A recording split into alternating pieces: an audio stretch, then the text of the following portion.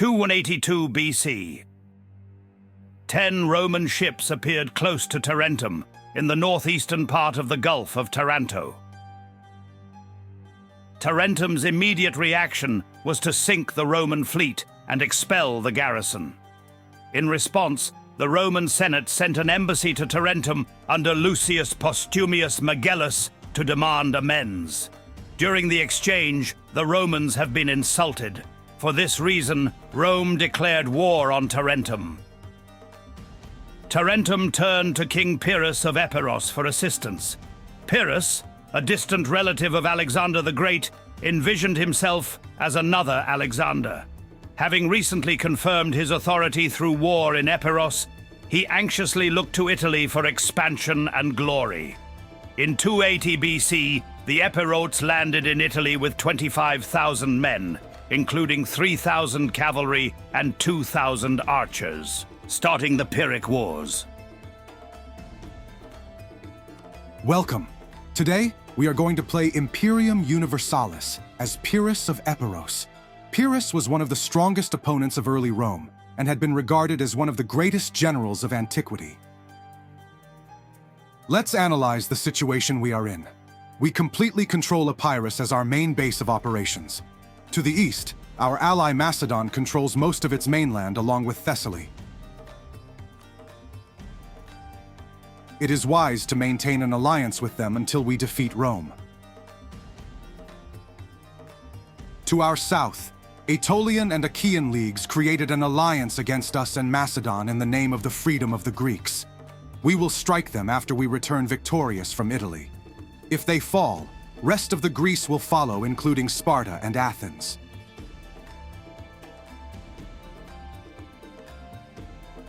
And of course, our main enemy.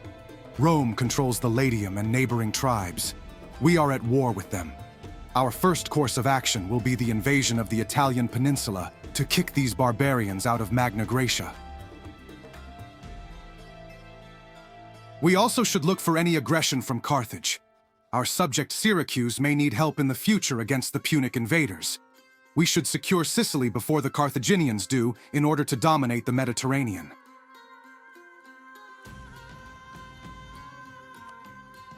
Let's improve relations with our Greek subjects in Magna Graecia before embarking on the Italian campaign.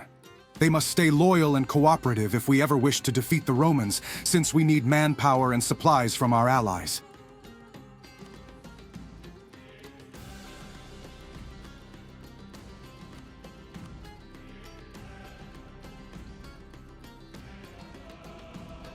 It is time to consolidate our troops.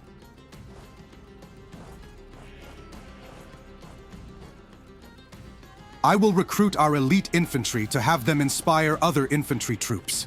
I will also purchase mercenary peltasts to supplement my army with skirmishers. Soon, we will be ready to strike the Romans with our full might. Let's assign an admiral to our transport fleet and get some more transport ships.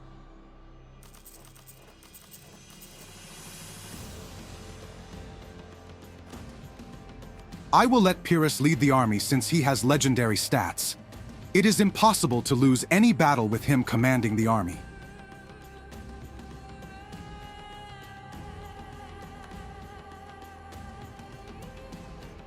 I landed my army in Italy without any intervention as the Romans had started the siege of Tarentum. Let's march there to face the Roman army in an open field. If we can defeat them here, we can start capturing Roman forts in the area one by one until we reach Beneventum. The Romans took up a defensive position at the hill, but we can provoke them. We have the skirmisher advantage thanks to mercenary peltasts companies I recently hired. Let's form a phalanx formation to march toward the Roman legions. As we get closer, I will send peltasts to harass their formation. Hopefully they will attack our phalangites head-on.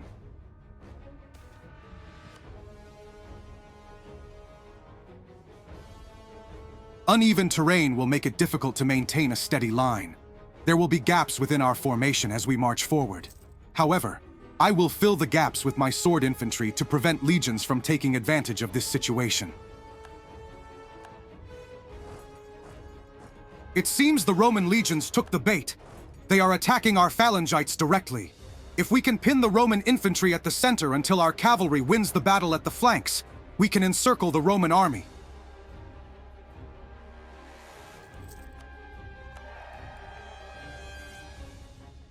They are sending more soldiers into the fray.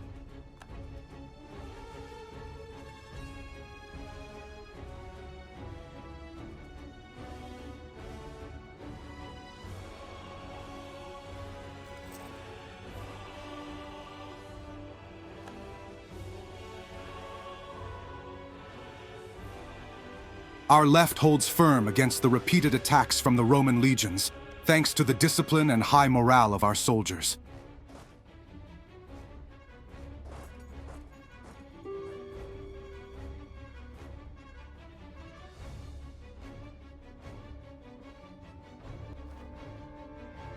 I was able to sneak into the Roman rear where velites are. These skirmishers are no match for our elite cavalry. Let's rout them quickly, then attack the Roman center from behind.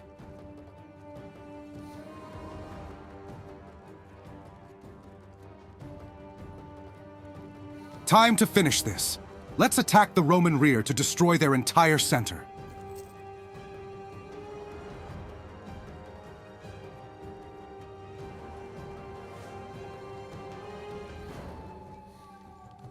The Romans are retreating.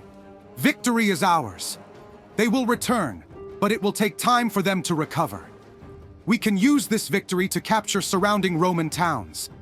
I will march to Beneventum to besiege the city.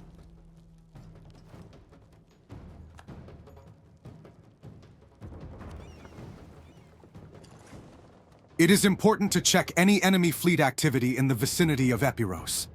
The Romans may try to land an army to invade our homeland, which would be disastrous for us since we have no army there. Let's patrol our coastlines to prevent such an action.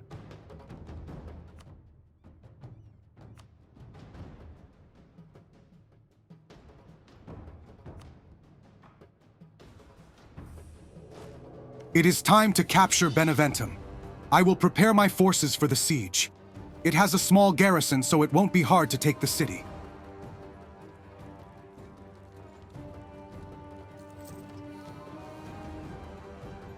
We can easily overwhelm the Roman garrison with our numbers. Let's attack the city gate with the battering ram, while our soldiers scale the walls with the ladders.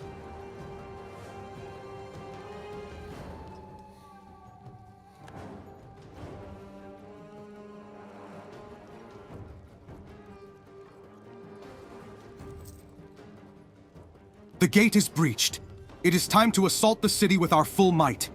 We already captured the walls, so let's attack the gate guards by the flanks.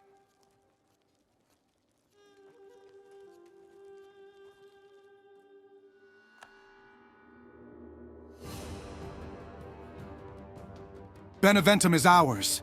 By capturing the city, we have blocked the gateway to Magna Graecia. Let's march north to defeat the remaining Roman armies and end this war.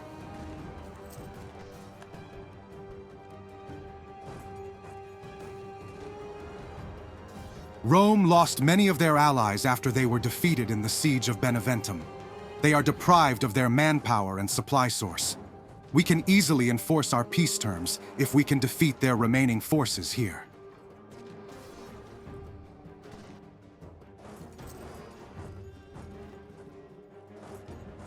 The Roman infantry in the center started to panic. Soon their formation will collapse under the weight of our pike wall. Let's encircle their maniples with our cavalry.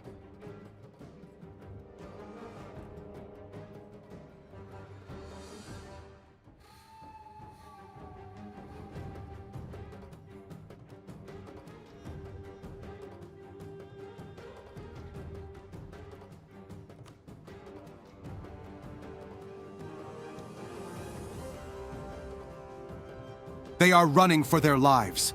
The battlefield is ours. Let's pursue them to the hills.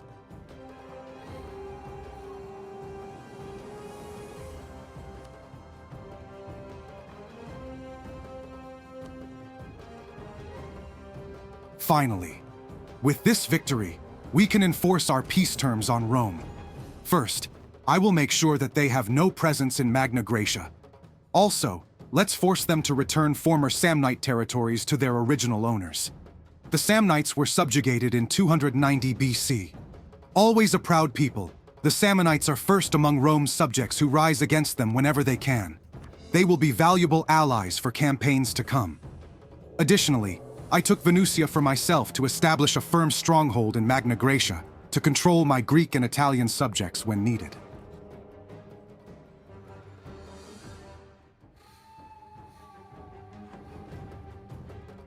With business in Italy concluded, we can begin preparations for our Greek campaign right away.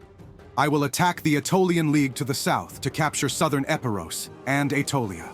Aetolia will be a great addition to our realm in terms of manpower and taxes. We can use its resources to continue campaigning against Rome.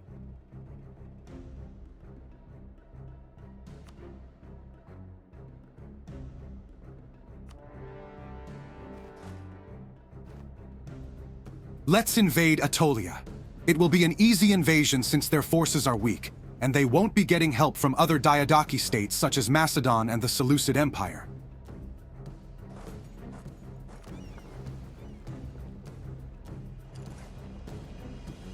Here they are. Let's try to attack them and see what they will do.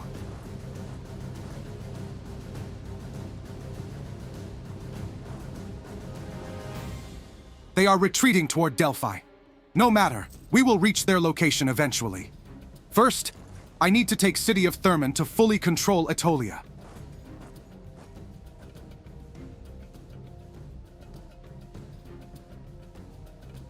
It looks like our navy lost against its Aetolian counterpart. I need to improve my navy after this war. We can't conquer Sicily or Rome with such a poor, underdeveloped navy. As we besiege Thermon, my subject Syracuse has invaded Italian allies of the Aetolian League.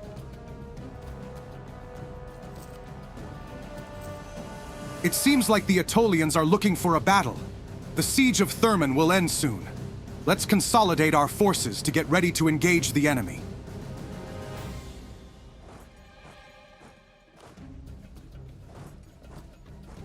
Let's attack their position with our combined force. Let's give them hell. They are no match for our professional phalangites. They will understand their struggle is in vain when they see the wall of pikes.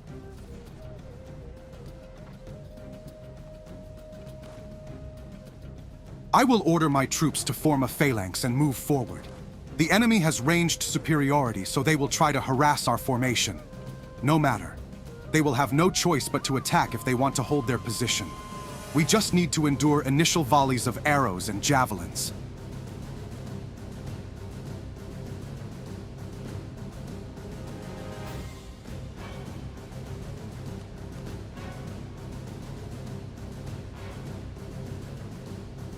Here they come.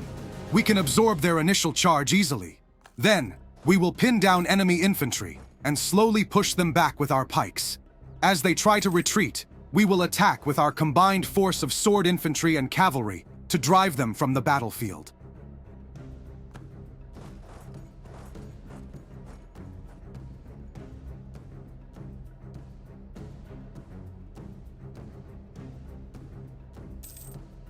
Let's send our cavalry to destroy the main body of the Aetolian army. They are already weakened by our phalangites. We will drive them from the battlefield to secure our victory, and with it, Aetolia will be ours.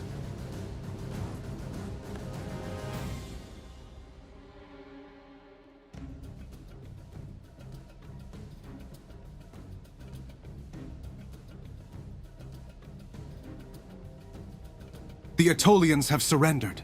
They will be part of our great kingdom and serve as my allies in future wars. Let's enforce our peace terms and annex their lands.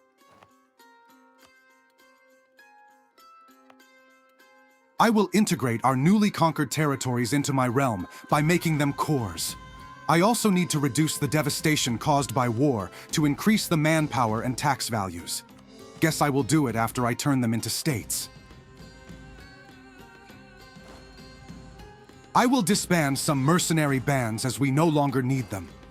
Let's call back our soldiers to Epirus to prepare for our next campaign.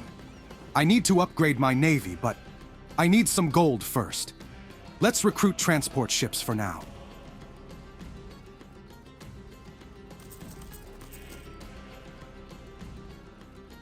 We greatly increased the territorial holding of our kingdom with 2 successful campaigns. We will continue to do so. Looks like the Aetolians have risen against our rule. Let's crush the rebellion for good to reaffirm our rule over the land.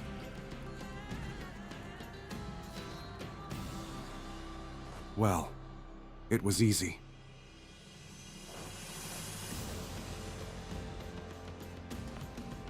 It is time to fully integrate Aetolian lands to turn them into states. They will be part of the Kingdom of Epirus.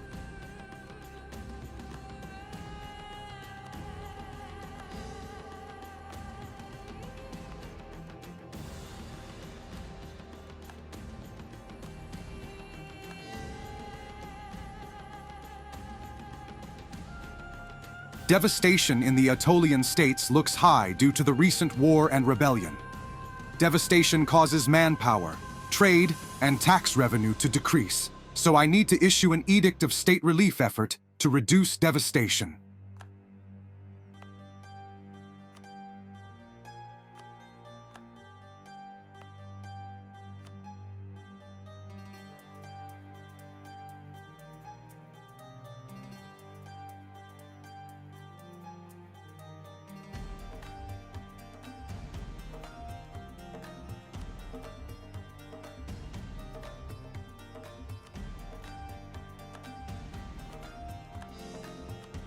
I think it is a good place to finish our first episode.